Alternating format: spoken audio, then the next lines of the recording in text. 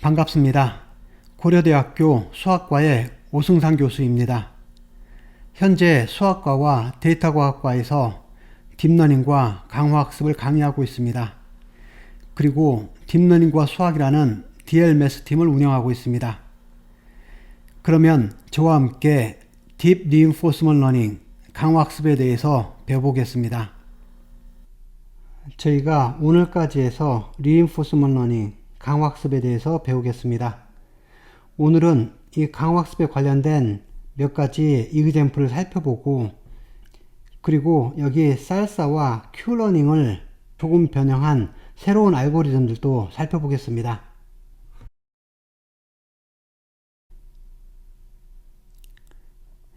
첫 번째 이그젬플은 AB 이그젬플입니다.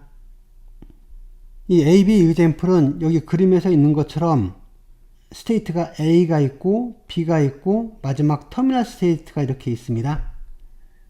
그래서 A라는 스테이트에서는 항상 B라는 스테이트로 이동을 하게 되고, B라는 스테이트에서는 터미널 스테이트로 가게 되는데, 그림에서 보면은 A라는 스테이트에서 B라는 스테이트로 갈 때 리워드가 항상 0이죠.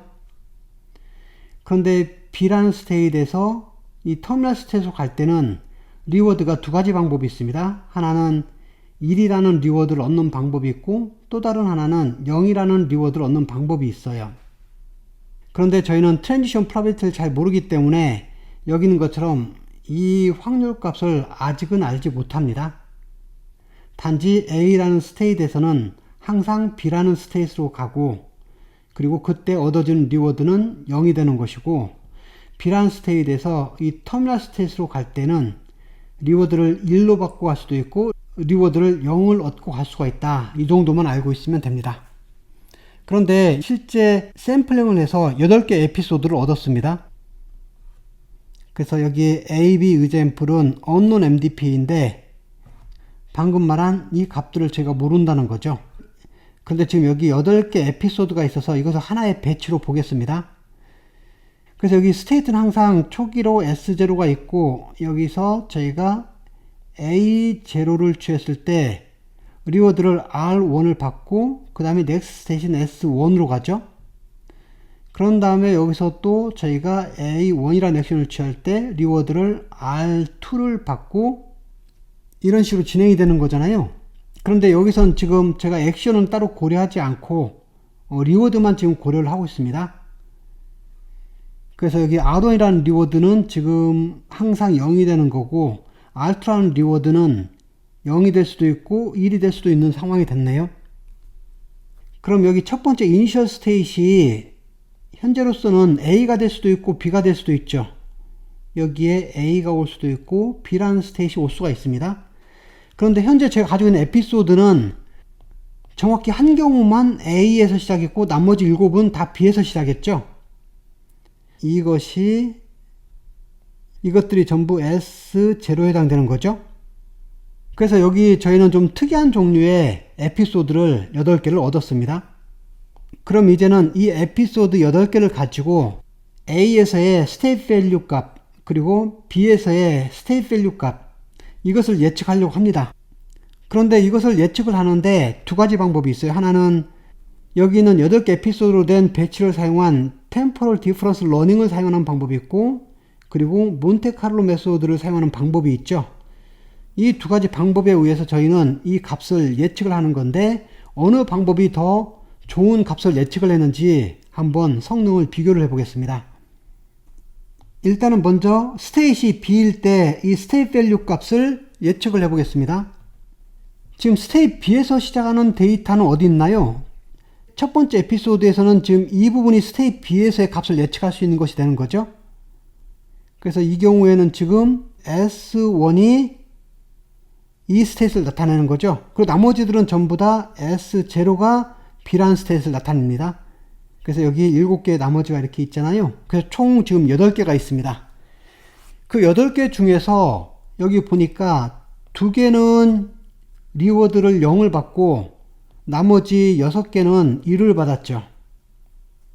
그러면은 저희가 거기서 계산할 수 있는 익스펙테이션은 뭐가 되는 거죠? 8개 중에서 6개는 1이고 나머지 2개는 0이에요. 그러면 기대값은 0.75가 나오죠. 그러니까 실제로는 0.75가 되는 것이 맞습니다. 그런데 이 스테이트 B에서의 스테이트 밸류 값을 잘 보면은 이 B에서는 한 번 액션을 취하고 바로 터미널이 되는 거죠. 그러니까 템포럴 디퍼런스도 한 스텝만 보는 거고, 몬테카를로도 게임이 끝날 때까지 터미널 스테이트까지 가야 되는데 여전히 한 스텝밖에 안 되기 때문에 스테이트 B에서의 스테이트 밸류 펑션은 어차피 다음 스테이트이 바로 터미널이기 때문에 몬테카를로나 템포럴 디퍼런스나 관계없이 같은 결과가 나온다. 그것이 0.75가 됩니다. 그런데 이제 중요한 것은 여기 스테이트 A에서의 스테이트 밸류 펑션 값입니다. 여기 템포럴 디퍼런스는 이 방법을 쓰고 몬테카를로는 제가 이 방법을 사용하죠. 그럼 먼저 템포럴 디퍼런스에서 썼던 방법을 보겠습니다. 지금 프레젠트 스테이트이 A고 여기서 얻어지는 리워드는 뭐죠? 이미디엇 리워드는 0이죠. 그러니까 이것이 바로 얻어진 이미디엇 리워드인데 이 값은 0이에요. 이 값은 바로 0이 되는 걸 알 수 있죠. 그리고 넥스트 스테이트이 뭐죠? 그 넥스트 스테이트 값이 여기 있죠, 지금. 그런데 여기 디스카운트가 있는데 편의상 이 디스카운트는 저희가 1로 고정을 시키겠습니다. 그런데 여기 이 값은 궁극적으로 뭐가 된다고 했죠? 0.75가 된다고 했죠? 여긴 것처럼 0.75가 된다고 했습니다. 그러니까 이 값을 제가 업데이트 할 때 타겟이 뭔가요? 타겟이 이 값이네요. 근데 이 값이 지금 0.75죠. 그러니까 0.75한 값을 타겟으로 계속 제가 학습을 하는 거잖아요. 그러니까 궁극적으로는 이 값도 0.75가 될 거예요. 그래서 템포럴 디퍼런스 러닝을 쓰게 되면은 스테이트 A에서의 스테이트 밸류 펑션 값이 0.75로 가게 됩니다. 그런데 몬테카를로 사용해 볼까요? 몬테카를로는 여기 프레젠트 스테이트 지금 A인 거잖아요. 그럼 프레젠트 스테이트 A에서부터 시작해서 얻어진 이 리턴 값을 저희가 계산을 해야 되죠. 그런데 프레젠트 스테이트 A인 것은 샘플이 이거 하나밖에 없습니다. 여기는 전부 다 B에서 시작하잖아요. 그러니까 여기 A에서 시작하는 것으로서의 리턴 값을 얻을 수 있는 데이터는 이거밖에 없는데 여기서 리턴은 리워드가 0이고 0이니까 리턴 값이 0이 되는 거죠. 리턴 값이 결국은 0이 됩니다. 지금 이 타겟을 0으로 삼아서 이 값이 학습이 된다는 거잖아요. 그러니까 궁극적으로는 이 스테이트 A에서의 스테이트 밸류 펑션 값은 0으로 컨버트하게 되어 있습니다. 그래서 이 두 개가 서로 다른 값을 갖습니다. 그것이 템포럴 디퍼런스 러닝과 몬테카를로 메소드를 썼을 때 차이가 나는 부분입니다. 그런데 상식적으로 한번 생각을 해보겠습니다. 지금 여기에 이 데이터가 좀 특이한 데이터가 하나 더 있는 거잖아요. A에서 시작하는 데이터가 훨씬 더 많이 있으면은 이런 일이 생기지 않을 거예요. 그런데 A에서 시작하는 데이터가 하나밖에 없는데 하필 그것의 리워드가 전부 0인 것만 됐기 때문에 리턴이 0으로 되어 있었잖아요. 그래서 생각을 해보겠습니다. 지금 이 모델을 잘 보니까 B에서의 기대값이 어떻게 된다고요? 0.75란 말은 지금 75%는 리워드를 1을 받고 25%는 리워드를 0을 받는다라고 이해하면 되는 거죠. 그래서 여기가 지금 기대값이 0.75가 됐습니다. 제가 디스카운트 팩터를 1로 고정한다고 할 때 그럼 여기서는 저희가 얼마 정도를 기대하면 될까요? 리워드 얼마 받을 걸 기대하면 될까요? 여기서 가는 동안에는 리워드가 전혀 추가되지 않지만 여기 왔을 때는 결국은 0.75 정도의 리워드를 받을 걸 제가 기대할 수 있는 거죠. 왜냐하면 여기 스테이트 B에서의 리턴의 기대값이 0.75였잖아요. 그러니까 A에서도 저희가 기대할 수 있는 리턴의 익스펙테이션이 0.75가 되는 게 정상일 거예요. 그러니까 이 경우에는 이것이 더 정확한 모델에 대한 표현이 되겠습니다. 그래서 여기 있는 것처럼 저희는 이 몬테카를로보다는 템포럴 디퍼런스가 더 낫다라고 생각을 하면 됩니다. 그래서 이것을 기준으로 저희가 몬테카를로하고 템포럴 디퍼런스의 차이를 좀 비교해 보려고 하는데 지금 몬테카를로는 여기 이 주어진 데이터에 아주 예민하게 반응한 거잖아요. 그러니까 이 몬테카를로는 특징이 이미 주어져 있는 데이터에 더 잘 따릅니다. 그런데 제가 마코프 프로퍼티를 가정을 한다고 하면은 여기 A란 스테이트에서 B란 스테이트로 넘어온 다음에 여기서 또 그 다음 터미널로 갈 때는 마코프 프로퍼티를 만족하면은 이것을 제가 잊어버리고 여기서 새로 생각하는 거잖아요. 그러니까 여기서 새로 생각하니까 이 결과를 따르는 거죠. 이제 여기 8개의 데이터 외에 또 다른 에피소드를 제가 만들어낸다고 하겠습니다. 여기서 말하는 이 퓨처 데이터인데 이 퓨처 데이터를 더 생성한다고 하겠습니다. 그러면 퓨처 데이터를 생성했을 때는 이제는 저희가 이렇게 A에서 시작해서 B로 가는데 여기가 0도 있지만 1 있는 것도 많이 생성이 되겠죠? 왜 그러냐면 여기서 와서 1이 갈 수도 있지만 여기 와서 1이 갈 수도 있잖아요. 그래서 데이터를 많이 생성하면은 아마 1로 가는 것이 75%, 0으로 가는 것이 25%로 이런 데이터들도 많이 나올 거예요. 그러니까 이 temporal difference는 지금 이 부분을 잘 설명을 해주는 게 되잖아요. 왜냐면 몬테카를로 방법은 모든 데이터가 다 마치 0으로 가는 것처럼 설명을 하고 있죠, 지금. 왜 그러냐면 샘플이 이거 하나밖에 없기 때문에요. 근데 temporal difference는 이것을 기준으로 한 것을 적용을 시키기 때문에 새로운 데이터를 생성할 때에는 오히려 이것이 더 잘 맞습니다. 그래서 몬테카를로 메소드는 이미 주어진 데이터에 더 충실하다고 하면은 temporal difference에서 만들어낸 이 정답은 새로운 데이터를 더 추가적으로 생성했을 때 그 데이터에는 더 잘 맞는다라고 이해하면 되겠습니다. 그래서 저희는 방금 A-B example을 통해서 temporal difference learning과 몬테카를로 메소드가 어떤 식으로 학습하는지 그 차이를 한번 비교해 봤습니다.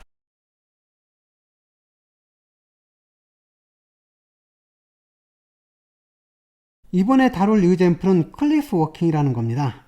이 클리프 워킹이랑 example을 가지고 temporal difference learning의 대표적인 두 가지인 살사와 Q-learning을 어떤 식으로 학습하는지 그 차이를 한번 비교를 해 보겠습니다. 먼저 살사와 Q-learning 식을 여기 살펴보겠습니다. 지금 살사 같은 경우는 타겟이 이거죠. Q-learning은 타겟이 이겁니다. 그래서 살사하고 Q-learning은 각각 이것들을 타겟으로 삼고 이 값을 학습하는 쪽으로 가는 거죠. 그래서 살사는 학습을 하는데 뭘 하냐면은 이 값을 학습하는 쪽으로 가는 거예요. 그런데 여기서 이 액션을 선택하는 방법이 뭐였죠? 이것이 입실론 그리디 팔러시를 써서 넥스트 액션을 선택을 합니다. 그러니까 입실론 그리디니까 익스플로링 약간의 탐험이 들어가는 거죠. 그리고 앞티말이 아니라 니어 앞티말이 됩니다. 이번에는 여기 Q-learning을 볼까요? Q-learning은 이것을 직접 계산하죠. 여기는 highest Q 밸류를 갖는 이 액션을 직접적으로 선택을 합니다. 그러니까 이건 앞티말 값을 바로 선택하는 거예요. 이것이 살사하고 Q-learning의 가장 큰 차이점이죠. 그래서 이것을 토대로 이 살사와 Q-learning을 제가 비교를 해볼 텐데 먼저 여기 클리프 워킹이라는 이 모델을 살펴보겠습니다. 지금 보면 여기 그리드 월드 비슷한 게 있죠. 그래서 가로가 12칸이고 세로가 4칸이 되어 있습니다. 그리고 여기서 보면 이 에이전트들이 움직일 수 있는 공간이 현재 이 사이를 움직이는 거예요. 여기서 시작을 해서 여기 고을까지 오게 되면은 게임이 끝나는 건데, 근데 중요한 것은 이것이 진행을 하다가 여기서 클리프로 딱 들어가는 순간 엄청난 벌점이 주어집니다. 그래서 한 스텝씩 움직일 때마다 리워드가 마이너스 1점씩 있습니다. 모든 트랜지션 한 번 움직일 때마다 마이너스 1점씩 있다. 그런데 클리프에 떨어지면 어떻게 되는 거죠? 클리프에 떨어지면은 리워드가 마이너스 100점으로 상당히 커집니다. 그러니까 클리프에 떨어지게 되면은 마이너스 100점으로 상당히 큰 네거티브 리워드를 받습니다.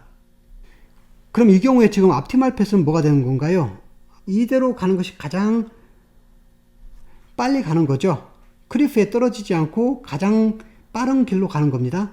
그럼 총 13칸을 움직이기 때문에 이 경우에는 리워드가 마이너스 13으로 가장 리워드를 손해를 덜 본 것이 되는 거죠.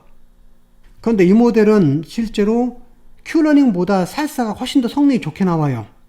물론 나중에 저희가 배우는 대부분 모델들은 큐러닝이 살사보다는 훨씬 더 성능이 좋지만 이 모델만큼은 살사가 더 모델이 성능이 좋게 나옵니다.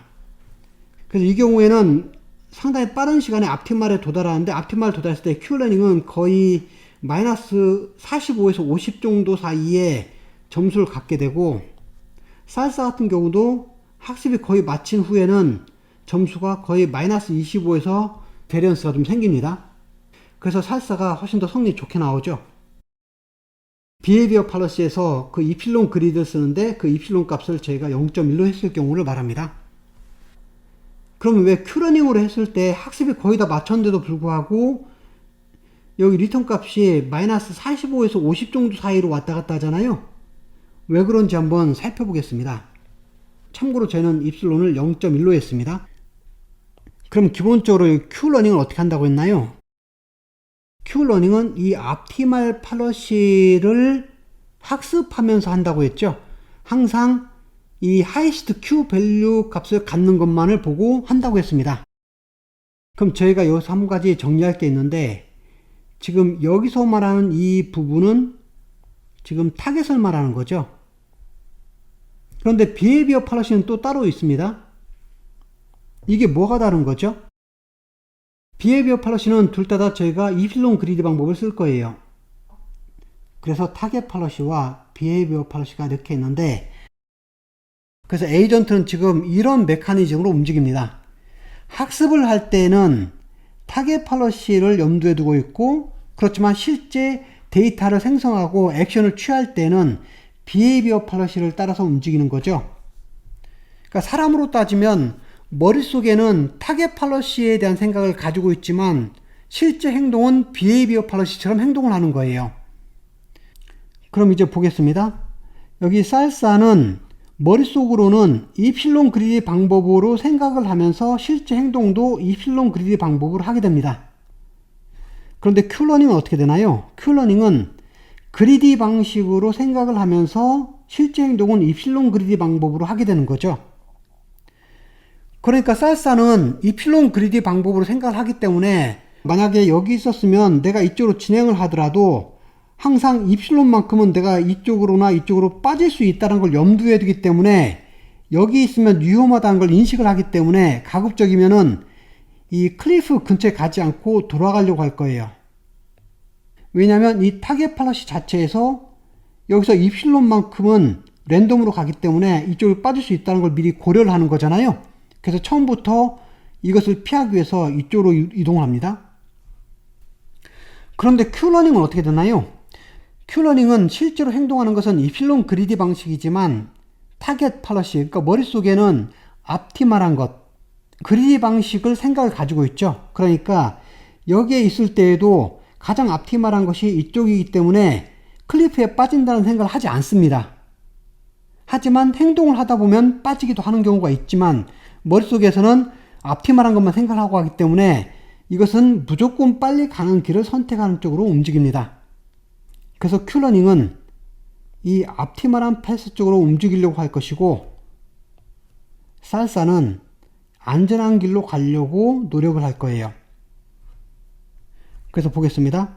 여기 살사는 여기 익스플로라토리 무브라고 했죠. 이거 이필론을 말합니다. 이필론만큼 내가 탐험을 하잖아요. 그러니까 이 파서블 페널티가 주어질 수 있다는 것을 이해를 하고 움직입니다. 여기 있는 이 부분 앞티말하긴 하지만 위험하죠. 그러니까 데인저러스 앞티말 패스를 피하고 싶어 하고, 그래서 천천히 가더라도 안전한 길을 선택하는 성향이 있습니다.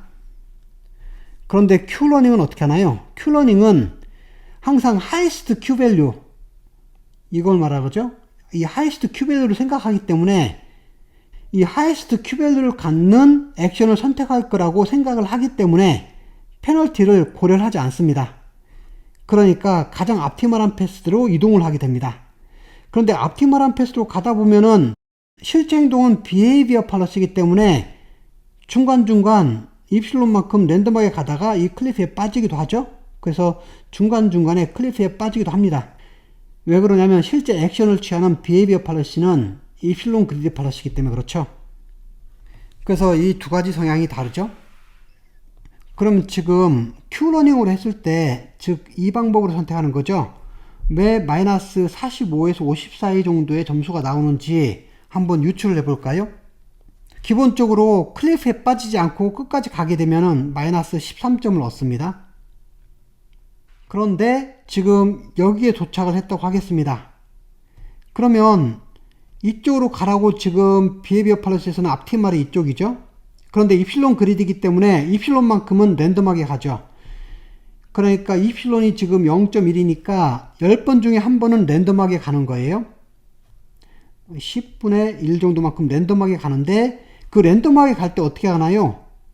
랜덤하게 갈 때 여기서는 1이 갈 수도 있고 1이 갈 수도 있고 1이 갈 수도 있고 1이 갈 수도 있고 네 가지 초이스가 있죠. 근데 그 중에 하나가 여기 클리프에 빠지는 거네요. 그러니까 클리프에 빠질 확률은 대략 여기 10분의 1에서 또 4분의 1로 나눠야 되니까 총 40분의 1 정도 확률로 클리프로 떨어지게 되네요.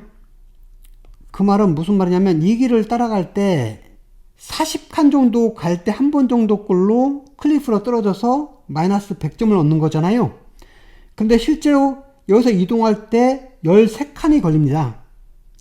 13칸씩 가는 것을 3번 정도 하면 대략 40칸이 되니까 게임을 3번 정도 하면 그때 한 번 정도 이 클리프로 떨어지게 되는 거죠. 그러면 게임을 3번 할 때 한 번 정도 클리프에 떨어져서 마이너스 100점을 얻는다는 말은 한 번 게임에서는 대략 그것의 3분의 1인 33점에서 35점 정도의 네거티브 리워드를 받을 확률이 있다는 거죠. 클리프에 떨어져서. 그러니까 평균적으로 여기 13점에다가 한 번 게임을 할 때 마이너스 33 내지 35 정도를 더 추가를 하게 됩니다. 그래서 여기 대략 45에서 50점 정도의 네거티브 리워드를 얻게 됩니다.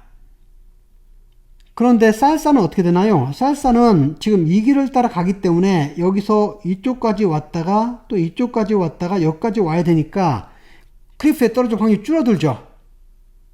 그래서 대략 이 정도의 점수를 얻게 되는 겁니다. 그래서 다시 한번 정리하면 보편적으로는 Q러닝이 살사보다 훨씬 더 성능이 좋습니다. 특별히 이 클리프 워킹이라는 모델에서만큼은 살사가 더 성능이 좋게 나왔습니다. 그런데 만약 여기 입실론 값이 점점 줄어들면 어떻게 될까요? 여기에서 클리프로 떨어질 확률이 훨씬 더 줄어들게 되죠. 그러니까 Q러닝이 훨씬 더 성능이 좋아지기 시작할 거예요. 물론 살사도 성능이 더 좋아지기 시작할 겁니다. 그러다가 입실론이 거의 제로가 되면은 그럴 때는 비헤비어 팔러스에서 그리드로만 가는 거니까 클리프로 빠질 이유가 없죠. 그러면 거의 네거티브 13, 여기 네거티브 13인 리턴 값을 가는 데까지 성능이 좋아지겠죠.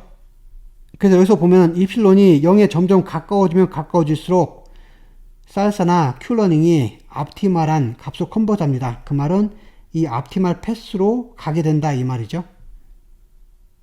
그래서 이번에는 클리프 워킹 이젠플을 사용해서 살사와 Q러닝의 특징을 비교를 해봤습니다. 이번에는 Expected Salsa 이거에 대해서 배워보겠습니다. Expected Salsa는 살사의 단점을 보완한 것인데 여기 살사와 Q러닝 그리고 Expected Salsa 이 세 가지를 비교해 보면서 배워보겠습니다. 이 세 가지는 모두 Temporal Difference Learning의 Policy Evaluation 파트에서 타겟이 되는 부분이 약간 차이가 있는데요.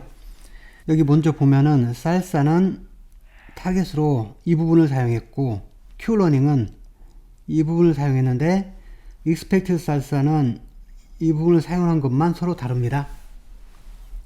그래서 그 차이를 한번 비교해 보면은 먼저 살사 같은 경우는 인풋으로 들어오는 그 트레이닝 데이터가 5개 튜플로 되어 있다고 했습니다.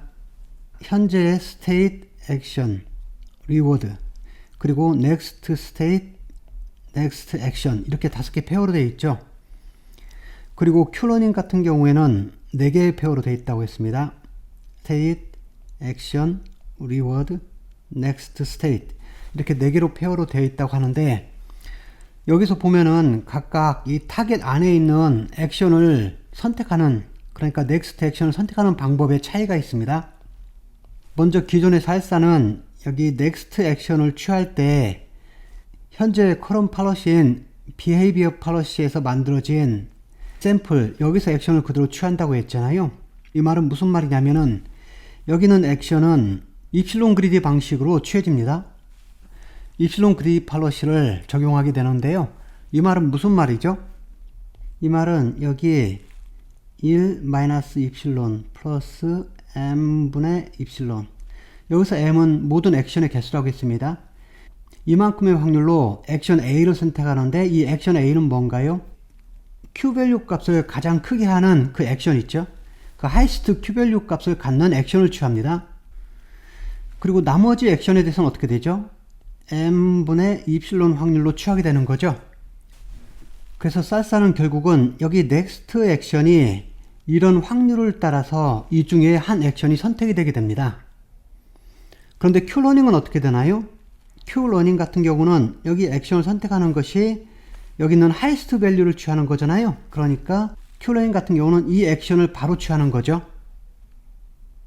그런데 익스펙티드 살사는 어떻게 하냐면은 이것에 익스펙테이션을 취하는 걸로 되어 있죠. 그 말은 무슨 말인가요? 이 팔러시를 따라서 익스펙테이션을 계산한다고 했으니까 결국 하이스트 Q 밸류 값을 갖는 액션에 대해서는 그때 Q 밸류 값에 이 부분을 곱해주고, 그리고 나머지 액션에 대한 Q 값에 대해서는 이 부분을 다 곱해주어서 썸을 해준다, 이런 말이죠. 여기 있는 것처럼 이 팔러시가 지금 이걸 따라가는 거잖아요. 그래서 여기 입실론 그리디 팔러시에 대해서 기대값, 즉 익스펙테이션을 취하는 것이 익스펙티드 살사가 됩니다. 그래서 다시 한번 정리하면 살사는 여기 넥스트 액션으로 이 확률 분포 중에서 하나를 선택하는 것이고, 그리고 Q러닝은 여기 액션으로 하이스트 Q밸류를 갖는 이거 하나를 선택하는 거죠. 그리고 익스펙티드 살사는 이 확률 분포를 따라서 익스펙테이션을 직접 취하는 겁니다. 이런 차이가 있습니다. 그래서 오른쪽에 백업 다이어그램을 보면은 살사 같은 경우는 스테이트, 액션, 리워드, 넥스트 스테이트, 그리고 입실론 그리디 팔러시에서 선택이 된 하나의 넥스트 액션이 이렇게 있는 거죠. 그리고 Q러닝은 여기 넥스트 액션에 대해서 하이스트 Q 밸류 값을 갖는 액션을 선택하게 됩니다. 그리고 익스펙티드 살사는 마지막에 익스펙테이션을 취하는 것만 달라졌죠. 그래서 익스펙티드 살사는 실제로 Q러닝과 비슷한데 넥스트 스테이트 액션 페어에 대해서 익스펙티드 밸류만 취하는 것만 달라졌다. 이 전체에 대한 익스펙테이션을 취했기 때문에 여기 있는 것처럼 커런 팔러시에 대해서 모든 액션에 대해서 고려를 한 것이 된 거죠. 이런 차이가 있습니다. 그래서 대부분의 경우는 익스펙티드 살사가 살사보다는 성능이 더 좋게 나오지만, 그런데 익스펙테이션을 계산을 해야 되기 때문에 조금 더 컴퓨테이션이 복잡해져서 코스트가 더 많이 들어가게 되겠죠. 그래서 이 익스펙티드 살사는 살사를 약간 더 업그레이드 시켰다고 생각하시면 됩니다.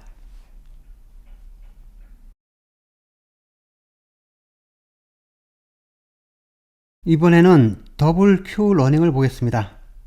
이것도 Q 러닝의 단점을 보완한 것인데요. 이건 나중에 딥 리인포스먼트 러닝 할 때 DQN을 조금 더 업그레이드된 버전으로 바꿀 때 사용되기 때문에 잘 이해하시면 좋겠습니다.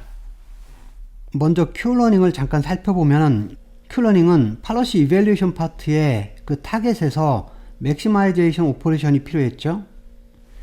여기 밑에 Q러닝에서의 팔러시 이밸류에이션 파트를 다시 한번 보겠습니다. 여기 타겟 안에 하이스트 Q밸류를 갖는 액션을 선택하면서 결국은 맥시마이제이션 오퍼레이션이 들어가 있잖아요. 그런데 이 타겟에 맥시마이제이션을 계속 취하게 되면은 한 가지 문제가 있습니다. 여기 타겟에 저희가 하이스트 Q 밸류를 계속 취하는 거죠. 실제 Q 밸류보다는 더 높은 값을 계속 책정을 해서 그것을 타겟으로 삼았기 때문에 전반적으로 이 타겟 값을 더 높게 책정했다는 것은 이 값을 기준보다는 조금 더 높게 항상 업데이트를 한다는 뜻이 되는 거잖아요. 그러니까 이 Q밸류 값이 전반적으로 약간 높게 책정이 됩니다. 이것을 계속 반복하다 보면은 결국은 실제 Q보다는 더 높게 평가가 됐기 때문에 이것을 저희가 overestimated 되어 있다 이렇게 말합니다. 과도평가되어 있다 이런 뜻이겠죠. 그래서 이렇게 maximization 오퍼레이션을 사용하게 되면은 이 Q밸류 값이 overestimate 되어 있습니다. 그것을 타겟 삼아서 계속 이동하다 보면은 실제 컨버전하는 속도가 더 느려지게 되어 있습니다. 왜 그러냐면 타겟이 기존보다 조금 더 높게 책정되어 있기 때문에 컨버전스가 더뎌지겠죠. 그래서 더블 Q 러닝은 이것을 막기 위해서 두 개의 Q밸류 펑션을 사용하게 됩니다. 그러면 여기 Q 러닝의 맥시마이제이션 오퍼레이션 파트 있죠? 이 부분을 잠깐 분해해서 생각을 해보겠습니다.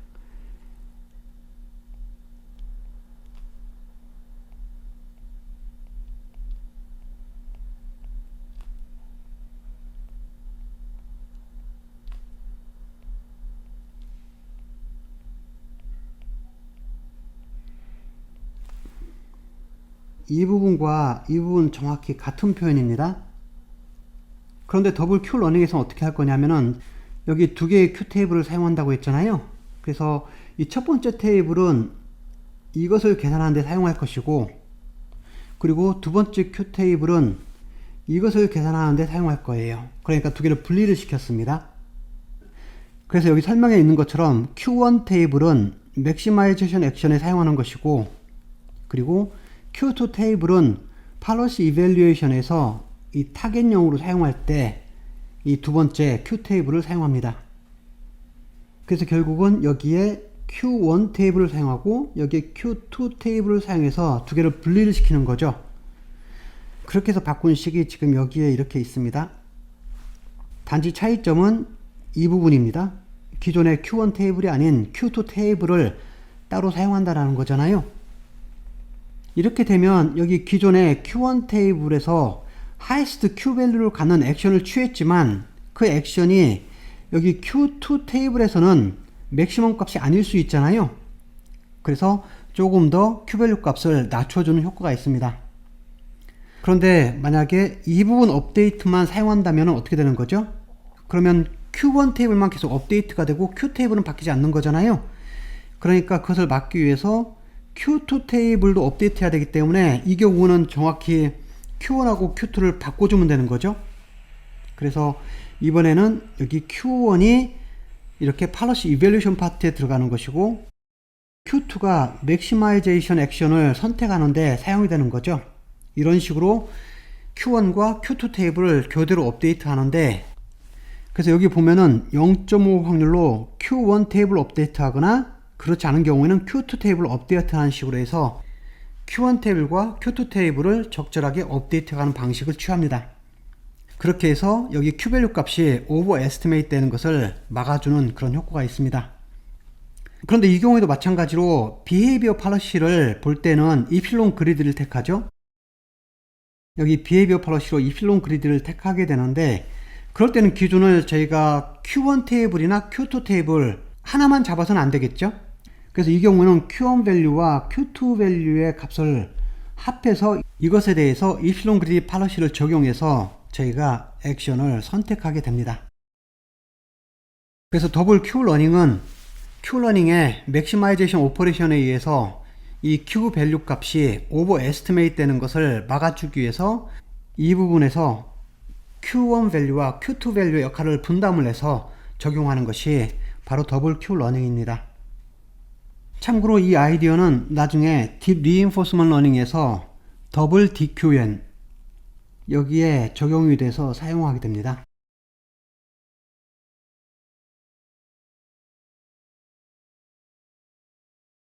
이번에는 Temporal Difference Learning의 확장판인 TD 람다에 대해서 살펴보겠습니다. 여기 보면 N-Step Return이라는 것이 있습니다. 템포럴 디퍼런스 타겟과 몬테카를로 타겟의 중간 단계라고 생각하시면 됩니다. 여기 템포럴 디퍼런스 타겟 같은 경우는 immediate reward와 next state에 대한 밸류 펑션 값을 취해서 하는 거죠. 물론 제가 강화학습에서는 state value 펑션이 아니라 state action value 펑션을 사용하죠. 이것을 사용하게 되는데 지금은 이론적인 설명이기 때문에 state value 펑션으로 설명은 하겠습니다. 그래서 temporal difference에서는 방금 말한 것처럼 immediate reward 하나만 적용하는 거잖아요. 그런데 몬테카를로 타겟은 어떻게 되나요? 이것은 에피소드 태스크에 적용되는데 게임이 끝날 때까지 있는 모든 리워드에 대해서 적용이 되는 거죠. 그럼 보겠습니다. 저희가 어떤 경우에는 게임이 끝날 때까지 리워드를 다 고려를 해야 좋은 모델이 있고, 어떤 경우에는 바로 넥스트 스텝까지만 갈 동안만에 리워드를 고려하는 것이 편리할 때가 많이 있습니다. 그런데 저희가 통상 게임을 할 때 게임이 끝날 때까지 가기에는 너무 길고, 그리고 바로 넥스트 스텝만 보고 하기에는 너무 정보가 짧을 수 있잖아요.